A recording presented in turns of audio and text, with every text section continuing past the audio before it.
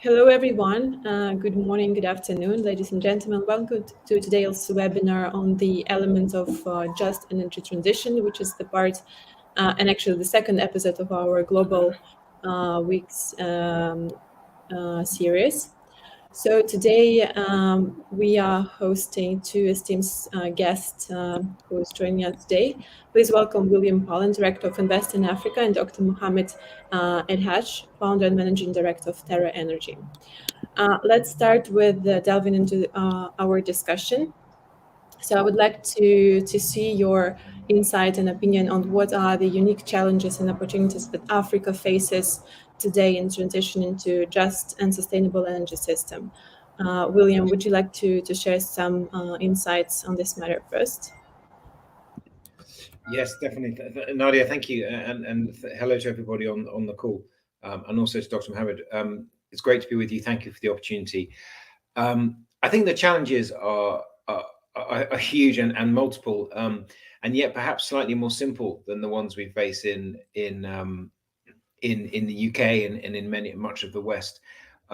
Because on the one hand, from an African perspective, who are we and who is anybody to say that they should progress purely on renewables or on green energy, as we call it, and that they should transition faster than indeed we have and are, just because they have the potential to, or they have the resources available, and frankly, if they're sitting on significant hydrocarbons, particularly gas, which many people are looking on as the genuine energy for transition and the energy that we will require most during this transition period, then why should they not be allowed to make the most of that for their own people and for their own well-being and for their own benefit and their local economies?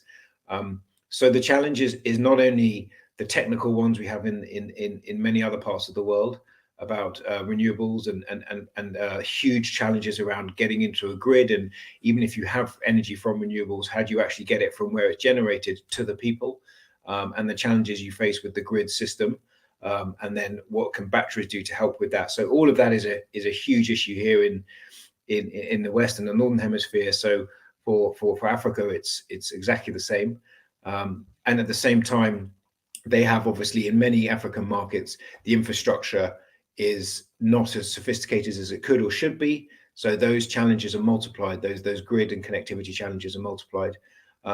So therefore, it only pushes people naturally to look more and more at, well, what have we got that works, and what could we do now that will provide the energy we need for our people and for our economies? And as I said, in many instances, that may well be oil and it may well be gas. So there's a real balance to be found. I think the biggest challenge is how do they make the most of the opportunities they have now and provide the people with the power and the energy that they need and want to grow and to thrive and to live prosperous lives. But at the same time, how do they incentivize investment into renewables? But you are seeing that happen in Africa. So I think the challenges are there, but you are also seeing progress, and there's some success stories already. And you've got hydrogen being spoken about as an energy of huge potential for countries like Mauritania, putting them massively on the energy map, having not previously been so. And then you've got a lot of geothermal, solar and wind projects already very successful in parts of Egypt and Kenya, and hydro as well. So I think you've got examples of both where it is already working and they're sort of ahead of the curve, and yet you've got big infrastructure challenges, particularly connectivity to the grid, that will mean transition to renewables is not going to happen anytime soon for many African countries. So there needs to be an understanding of making the most of what they do have there in place now, so that transition can be a just one, as we call it on this discussion. Thank you. And in your opinion, what are also the key challenges facing the facing African SMEs in the energy sector, and how does Invest in Africa support these businesses in overcoming these challenges? Well, for African SMEs, the challenges in the energy sector are typically that the barriers to entry are so high. So working with a big energy provider or operator, be it Shell or BP or ENI or whoever, they have very high level requirements for things like health and safety, pre-qualification requirements, certificates you might need, qualifications you need, even being able to demonstrate financial stability over a number of years in order to win a contract. All of those are put you in a catch-22 situation where if you're never given the opportunity, you can't demonstrate the track record. So they really struggle with being able to demonstrate that they should be given the opportunity on a contract of any sort of scale or size. And the operators and the big contractors, your world famous names who operate across the world, will dominate that space as a result. And they're very hesitant to unbundle contracts and break them up into smaller subcontracts, which then your typical SMEs would much more competitively bid for. And unfortunately, that doesn't happen often enough, only when the government really put pressure on and make it happen. So typically it's around standards, and the lack of standards is directly linked to the lack of opportunity to build up a track record. And then there's some big fundamentals like balance sheets and the strength of their financials. And if therefore energy operators and big contractors are willing to give them a contract based on often very small cash flow statements and limited financial reserves. Thank you so much. Mohamed, same question to you. Maybe you could highlight some other challenges and opportunities, and also tell us a bit more on how, in your opinion, can international organizations support the process of just energy transition in Africa? Yeah, thank you so much, Nadia, and thank you to the Net Zero Circle for the invitation. I think we really covered most of the important elements when we talk about the challenges of the just energy transition in Africa. And I want to start off by maybe following up on an important point William mentioned regarding where, as Africans, we see the role of natural gas and oil and gas in general in our energy transition, because that's also an important discussion. That even though we do have significant renewable energy resources, I think that leveraging our hydrocarbon industry, especially natural gas, is also an essential element when we talk about the energy transition. I'm saying this even though I'm a strong advocate for renewable energy, but I still strongly recognize that we do need to have a very strong and developed oil and gas sector, specifically when it comes to natural gas. Now, we're looking at the broader challenges in the continent. I think that we could look at them from 5 or 6 different perspectives. The first one is the national, the macro scale. That is whether we have national strategies, targets for African countries. And fortunately, we do. So most African countries actually do have targets for renewable energy. Most of them do have some form of mention of integrating renewable energy within their NDCs.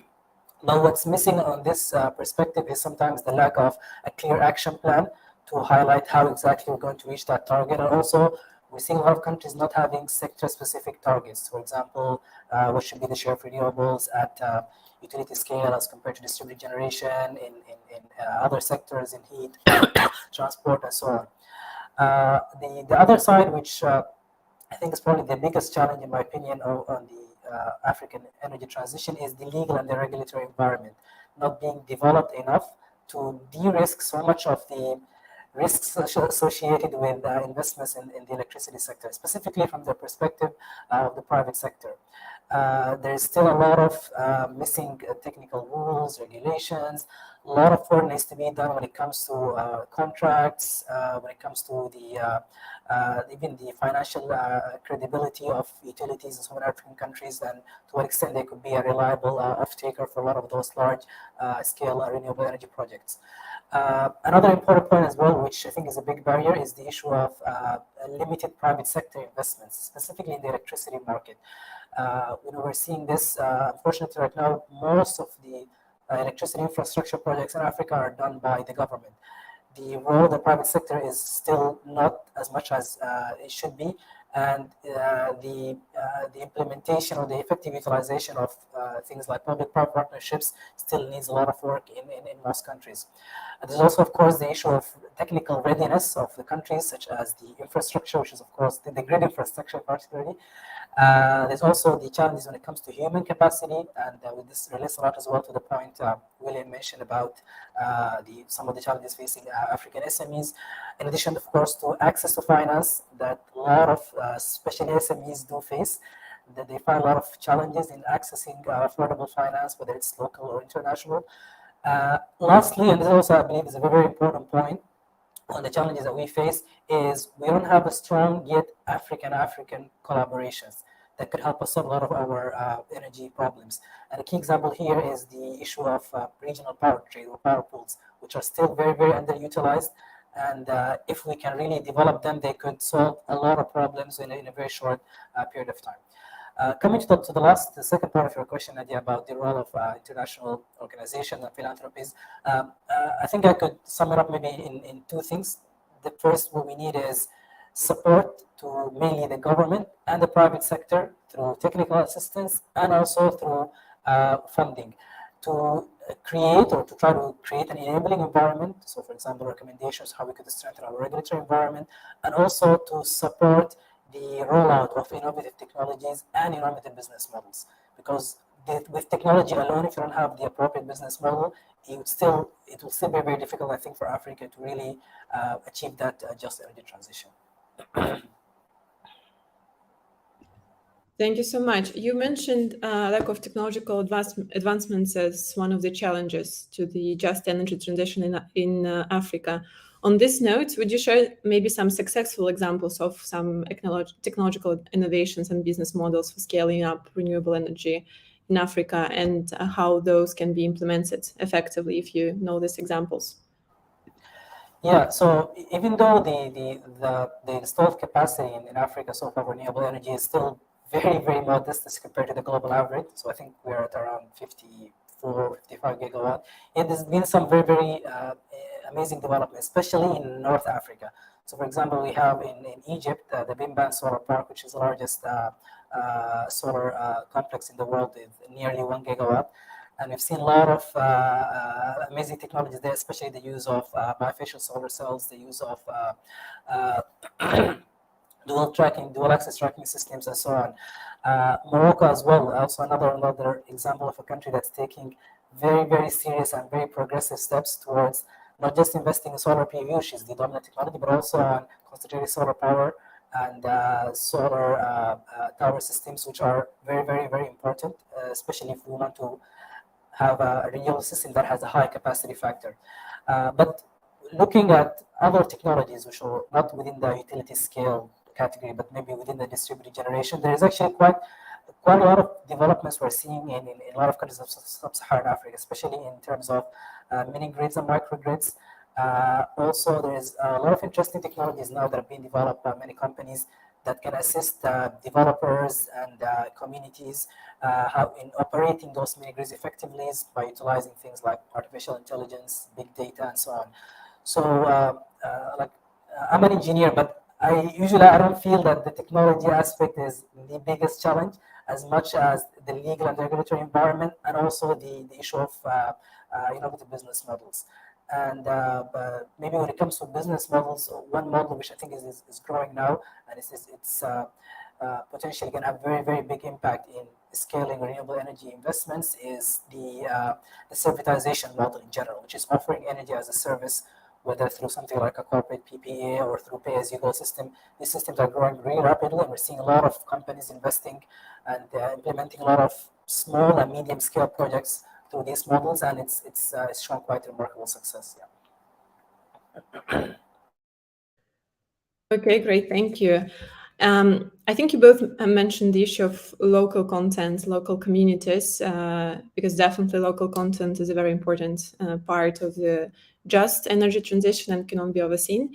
So, William, would you share with us how does Invest in Africa ensure that its program are tailored to the specific needs and contexts of the African countries it operates in? And in general, how do you see the role of the private sector investment playing in achieving a just energy transition in Africa, and how can investors ensure that this transition is equitable and benefits local communities?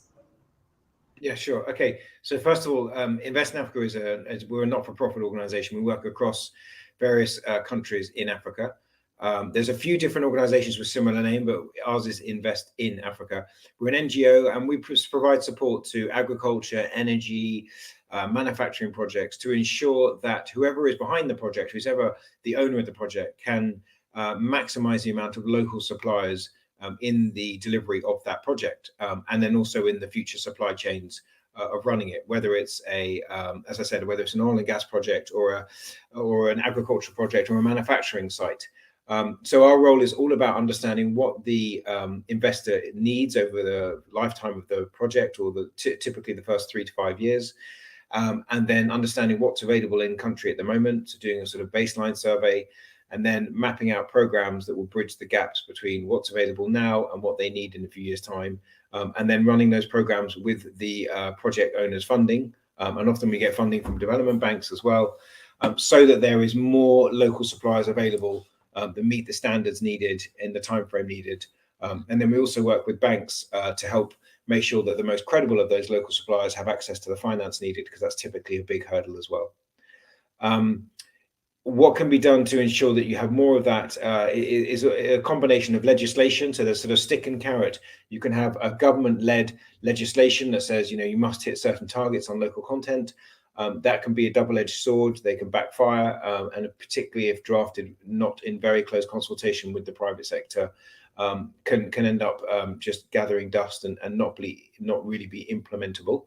And whereas you have also the carrot approach, which would be to incentivize maximizing of local content, and to make the training of local suppliers a cost recoverable element of any budget. So expenditure put against it can be recovered once production starts, for example, on an energy project, whilst also ensuring that right from the beginning, the owner of the project, the operator, the investor, and the government are talking from day one about what's realistic within local content. Often there's a huge amount of hype and talk around it, but no one actually understands what's realistic, and overly ambitious and unrealistic targets are set that then just become a distraction, and often cause disagreement between the parties. So a very, very clear and open and honest conversation right at the beginning. Too often local content is left as an afterthought. Everybody focuses on the production sharing agreements and the financing of the project. And then at the last minute, they start to talk about the political elements like local content. And it then becomes a political hot potato that no one wants to own, rather than talking about it right at the beginning and having a very clear plan for what does the transition from where you are today and what's achievable in country today to where you want to be in 3 years' time, 5 years' time, and even 10 years' time, so that the project has a genuine legacy once it is operational, in terms of extra capacity and capability that it has created in country that wasn't there before. So those are some of the sort of typical things that we deal with. You have to always remember, whilst talking around local content in energy projects, around sustainability, and I don't mean so much around environmental sustainability, I mean more that you don't create a load of local suppliers that will go out of business once the project they're trained for has finished. So they need to be able to diversify their businesses and understand right from the beginning, what does diversification mean? What does it look like? And how can you do things like go into partnerships, potentially even joint ventures, to help you diversify into related sectors or into other areas, so you are not overly dependent on any one sector or one project. So those are sort of some of the key areas that we see coming up, and some of the lessons we've learned over the years of how it can be done well and not so well, and helping to lead to a more just transition. Because if the capability of the local country is considered right from the beginning, and there is more of a sort of a master plan, so to speak, then it's much more likely you will achieve that sort of just transition, and the local communities will truly benefit economically from the project over many, many years. Okay, that's very interesting. You started talking about the lessons you've learned, so maybe you could share some successes, some recent interesting projects and insights, and also how do you measure the success of a particular initiative? Sure. I mean, there's loads of different metrics people want to use, but we often look at how many contracts, the value of the contracts that the local suppliers we train go on to win. So their dollar value, as well as are they genuinely new? Have we connected them to new opportunities they've never won before? We then have a sort of tool that we use that calculates on the back of those new contracts they've won, how many jobs will that go on to support. It's very hard to claim you're creating a job, but we can come up with a number that shows how many jobs will be supported. And then we also track what will that mean, winning that contract locally, what will that now mean in terms of revenue for the local economy? So we look at local taxes, household income, et cetera, et cetera. So we break that down into the actual dollar value to the local economy. So we look at both the human perspective, the jobs supported, and the dollar value. Those are the sorts of things we track.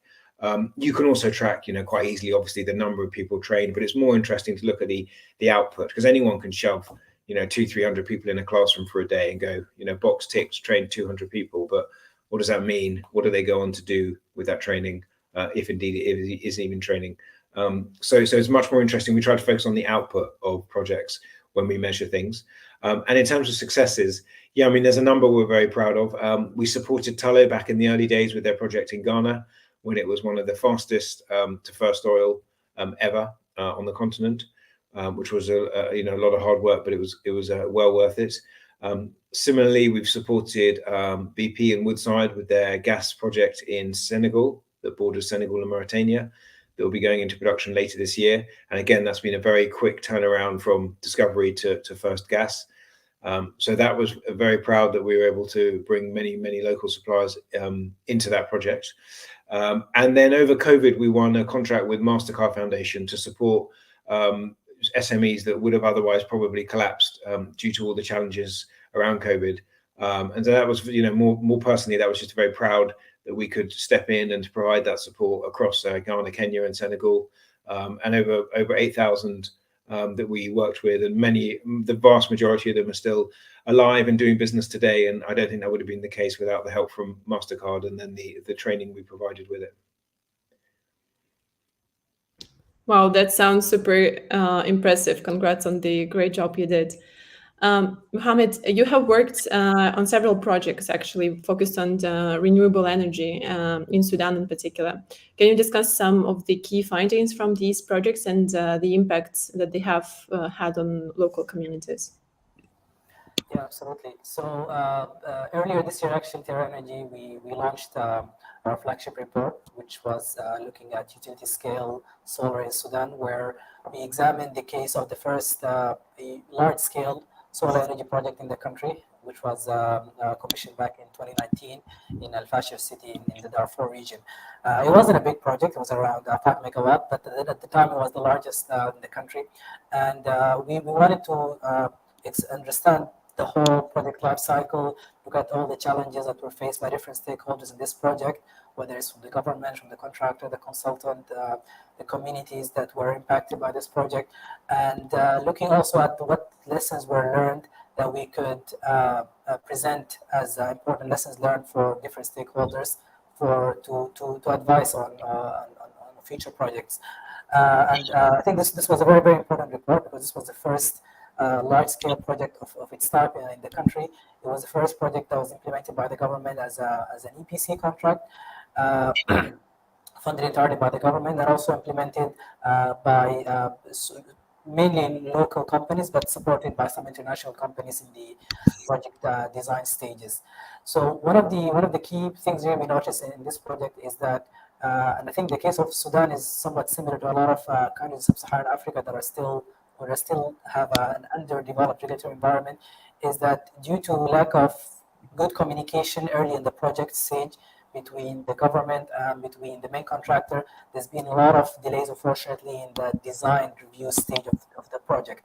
So in fact, we found that it took nearly 9 months just to finalize the design, which was something that could have been easily avoided if early on the design was done by an independent consultant and put at an earlier stage.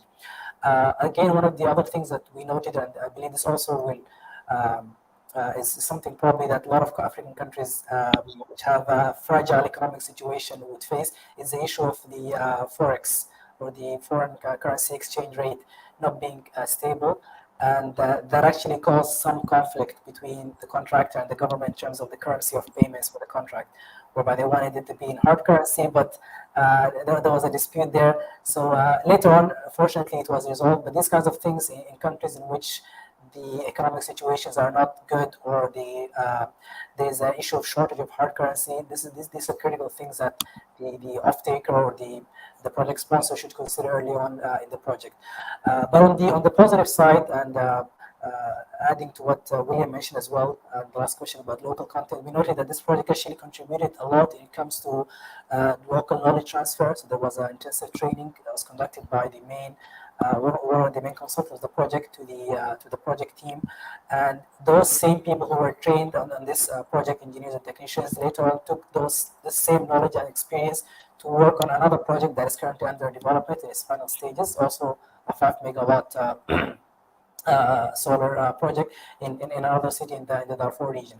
So this was something we thought was very good.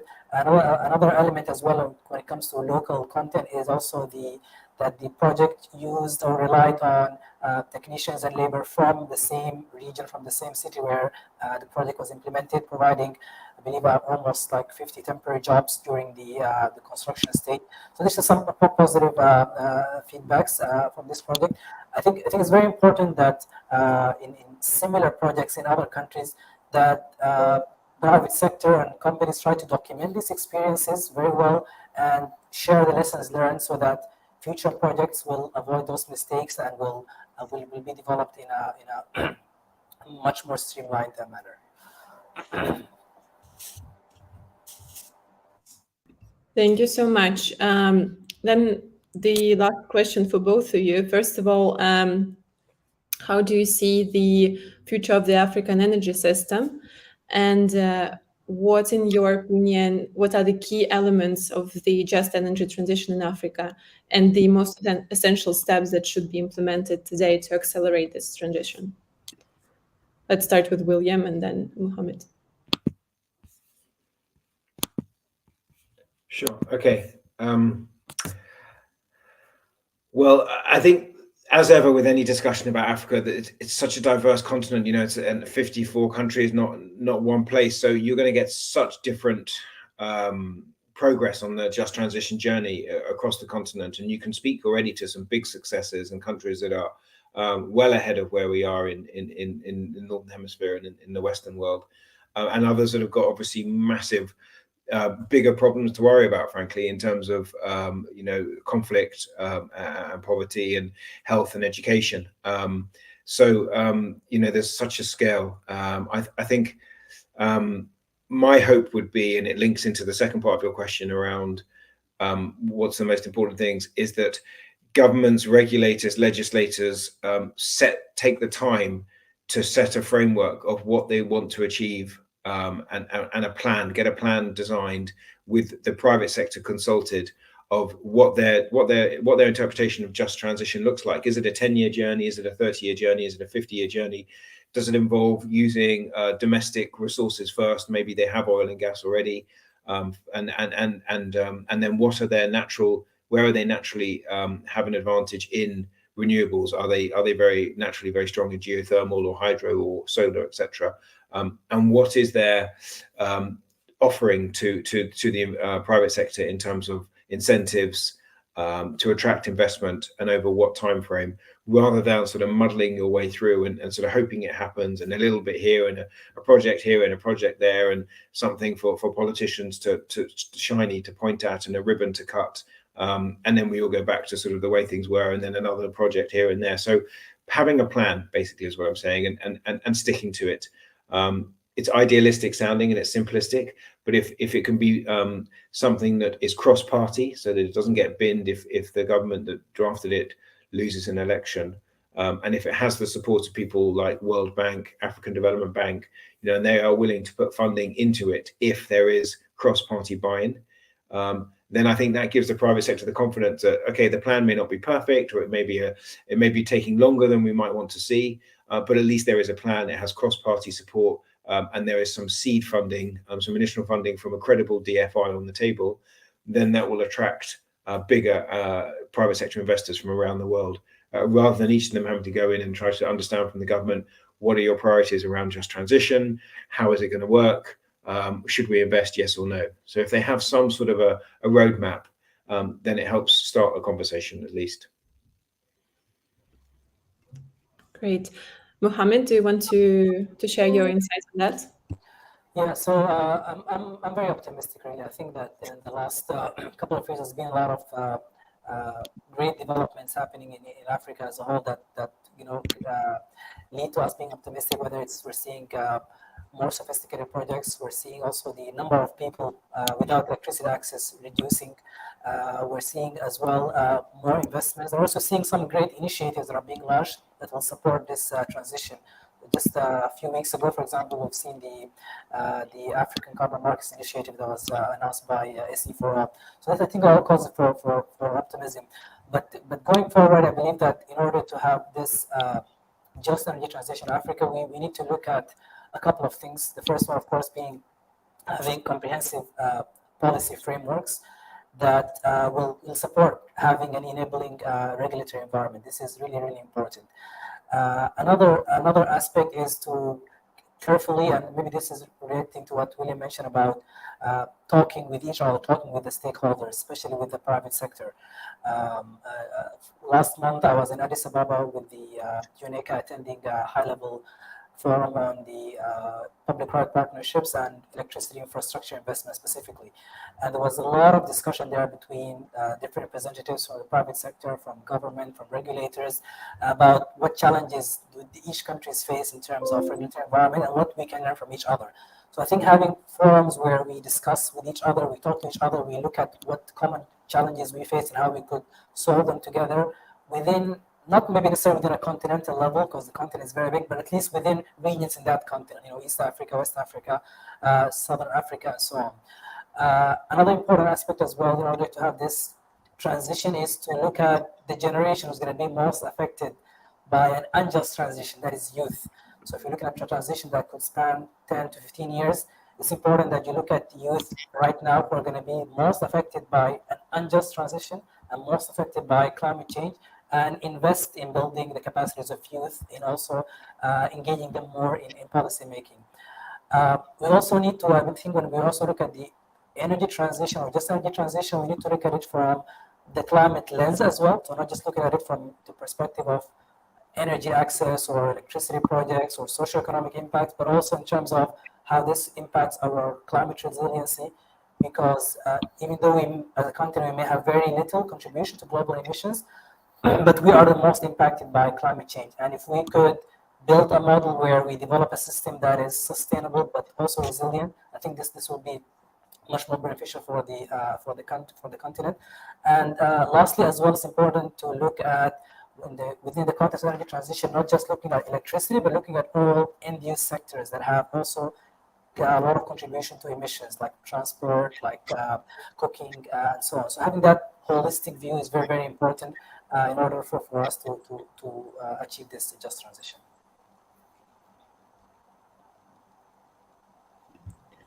Okay, William and Mohamed, thank you both of you for sharing your experience and insights today. It was a pleasure to talk to you. Our time is up for today. Thank you to our audience for joining us. If you have any further questions or you would like to delve into the topic further, join us for the Global Energy Week taking place in London on the 27th, 29th of June. Link in comments. Thank you so much and see you soon. Bye. Pleasure. Thank you, Nadia. Bye. Bye.